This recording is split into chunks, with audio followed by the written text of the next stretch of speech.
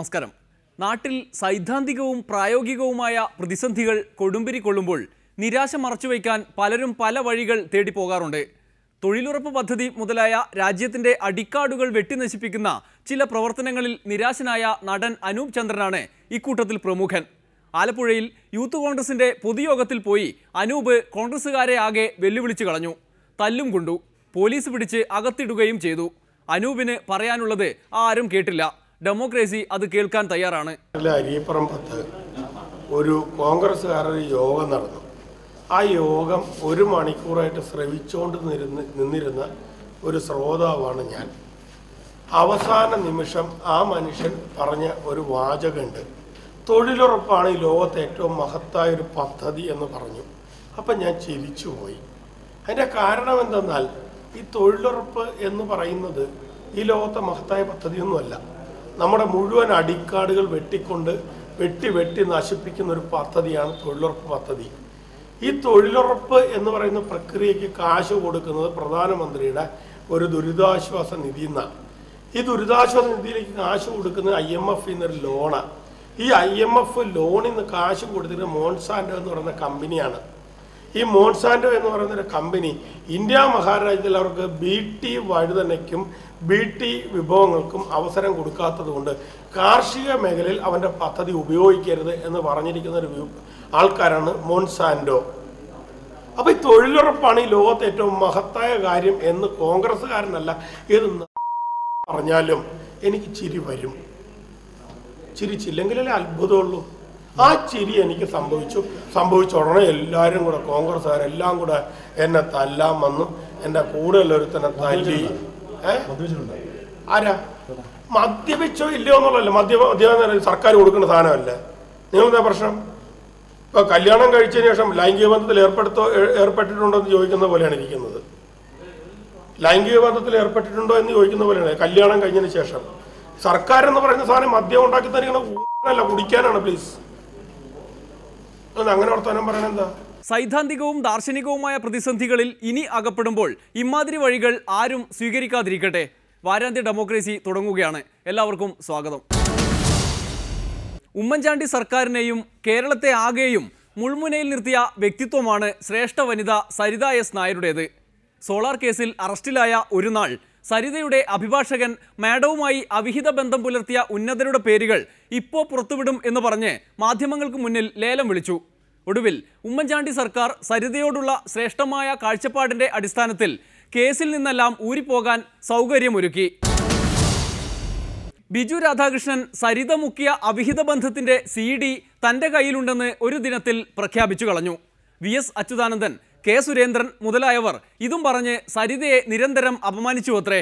മന്ത്രിമാരുടെ പേര് പറഞ്ഞ് സരിതയെ അപമാനിക്കുന്നവർക്കെതിരെ മാനനഷ്ട കേസ് കൊടുക്കാൻ ഒടുവിൽ സരിത തീരുമാനിച്ചു.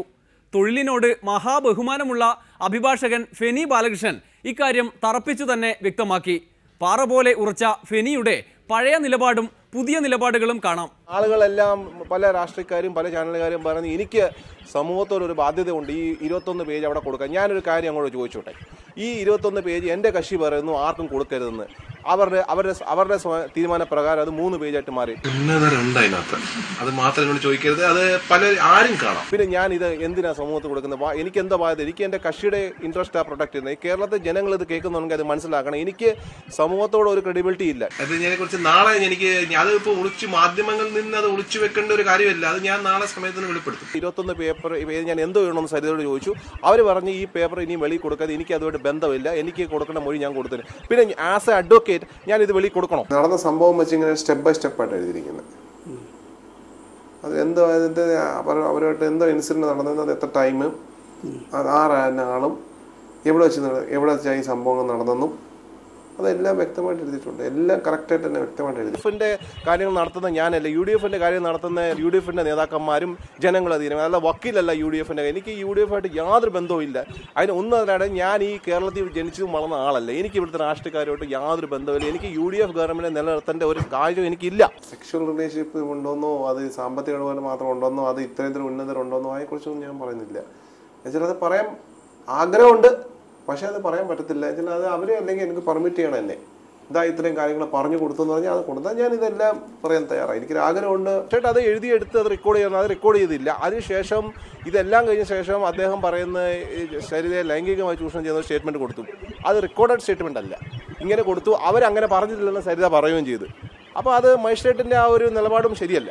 അദ്ദേഹം ഞെട്ടിപ്പോയെന്നുള്ള കാര്യം എനിക്കറിയത്തില്ല. അദ്ദേഹം അത് റൈറ്റിംഗിലേക്ക് എഴുതി തരാനാണ് പിന്നെ പറഞ്ഞത്. കുറച്ചു നേരം കേട്ട് കഴിഞ്ഞിട്ട് അദ്ദേഹം പറഞ്ഞു അത് റൈറ്റിംഗിൽ തരണമെന്ന് പറഞ്ഞു. അപ്പം ഞെട്ടിപ്പോയിട്ടാണോ പറഞ്ഞത്, അതോ ഇനി അത് വേറെ ആരെങ്കിലും വെളിയിൽ നിന്ന് കേൾക്കുന്നുണ്ടോ എന്തോ അറിയത്തില്ല. എന്നോട് പിന്നെ റൈറ്റിംഗിൽ തരാൻ പറഞ്ഞതാണ്.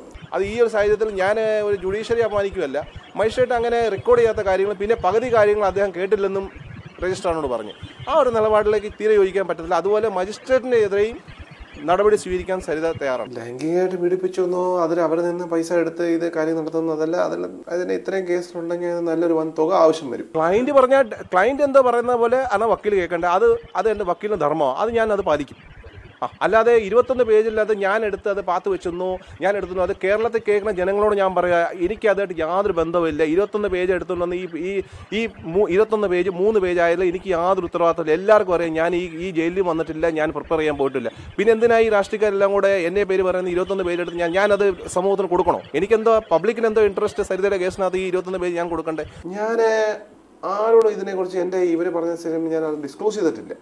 എൻ്റെ കയ്യിൽ തന്നെ എൻ്റെ അറിയാവുന്ന എല്ലാ കാര്യങ്ങളും എനിക്ക് മനസ്സിലുണ്ട്. പിന്നെ ആ പേപ്പറിന്റെ കാര്യങ്ങൾ എൻ്റെ ഇതിലുണ്ട്. ഞാൻ ആരും ഡിസ്ക്ലോസ് ചെയ്തിട്ടില്ല. രാഷ്ട്രീയക്കാർ എല്ലാവരും ചാനലിൽ നിന്ന് അതും ഇതൊക്കെ പറഞ്ഞു നടക്കുന്നത് അത് പ്രത്യേകം അത് ദയവായി ആ ഒരു കാര്യം ഇനി ആവർത്തിക്കരുത്. ഈ ശേഷം ജേക്കബ് മാത്യു ചെയ്തതും ഞാൻ ചെയ്തതും എല്ലാം ഒന്നാണെന്ന് പറഞ്ഞത്. ജേക്കബ് മാത്യു പല ദൃശ്യങ്ങളും വെളിവിടുന്നു അദ്ദേഹം പറഞ്ഞു നടക്കുന്നത്. ഞാൻ അതുപോലെ ഒന്നോ ചെയ്തത്. അത് ഇതിനെക്കുറിച്ച് നാളെ അതിപ്പോൾ മാധ്യമങ്ങളിൽ നിന്ന് അത് ഒളിച്ചു വെക്കേണ്ട ഒരു കാര്യമല്ല. അത് ഞാൻ നാളെ സമയത്തിന് വെളിപ്പെടുത്തും. ഉടനെ പുറത്തിറങ്ങുമെന്നുള്ള കാര്യമൊന്നും എനിക്ക് പറയാനൊക്കത്തില്ല.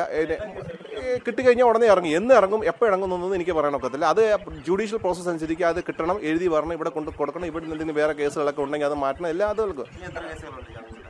ഇനിയും പിന്നെ എനിക്ക് വ്യക്തമായിട്ട് ഞാനിപ്പം ലിസ്റ്റ് എടുത്തിട്ട് വന്നില്ല. ഒരു 5-6 കേസ് കാണുമായിരിക്കും. അതിന് ഇത്രയും കേസിലുണ്ടെങ്കിൽ നല്ലൊരു വൻ തുക ആവശ്യം വരും. 21 പേജ് 3 പേജായിട്ട് എനിക്ക് ബന്ധമൊന്നുമില്ല.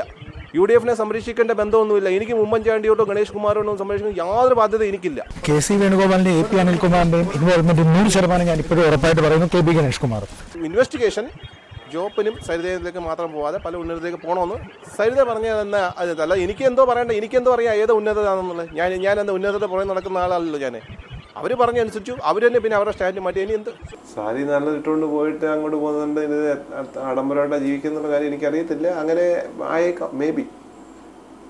സാരി ഇപ്പോൾ ഒരു കോടതി കയറി വരുമ്പം അന്ന് ചുരിദാറാന്ന് ഇന്ന് നല്ല സാരിയാന്ന് വെച്ചുകൊണ്ട് അതുകൊണ്ട് ഒരു ആഡംബര ജീവിതം നയിച്ച ആളാണെന്ന് എനിക്ക് തോന്നുന്നില്ല.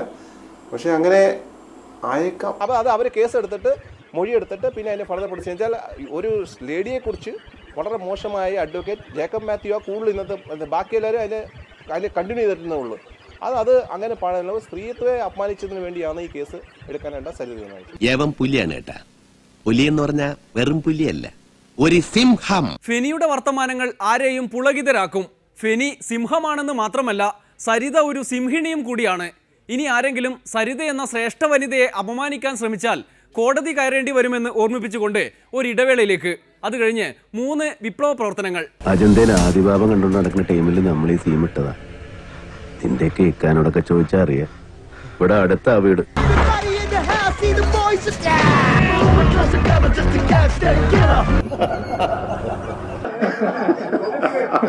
നോ ബോൾ എന്ന് എറിഞ്ഞേക്കറ്, പിന്നെ അത് നമ്മള് തമ്മിൽ തെറ്റും.